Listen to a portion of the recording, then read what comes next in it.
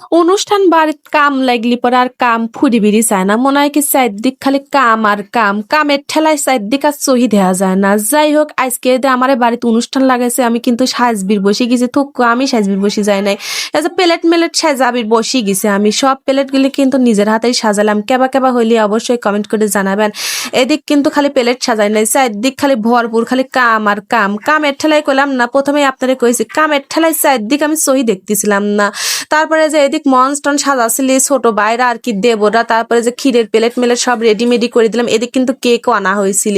পরে এগুলি কিন্তু আমার এলাকার পাবনার অঞ্চলে মানে আঞ্চলিক ভাষায় কয় কিন্তু ক্ষীর খাওয়ায়নি।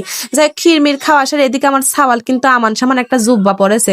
জুব্বা বলতে ভুল হবিনি, এটি কিন্তু সুন্নাতে খাদনার গেঞ্জি মানে খাইজিনদার করে আর কি গেঞ্জি। কিন্তু আমার সাওয়াল তো ছোট মানুষ, তারপরেও কি আফসোস মানে ওর এডি লাগবি, সেজন্য আর কি পরে ফেলাইছে। এদিক কিন্তু খাইবি চলে যাচ্ছি। দাওয়াত বাড়ি আমার আবার আগে আগে না খালি পরে কিন্তু পেট মানে পেটের ভিতর ভালো লাগে না, সেই জন্য সকলের আগে প্রথম বইটিকে একবারে খাইবির বসে চলে গেছি। তারপর এদিক দেখি সকলে আমার মতন সকলে হাবলা পাত্তি পাত্তি খাওয়ার জন্য চলে আসে, দৌড় পাত্তি পাত্তি লাভ পাত্তি পাত্তি।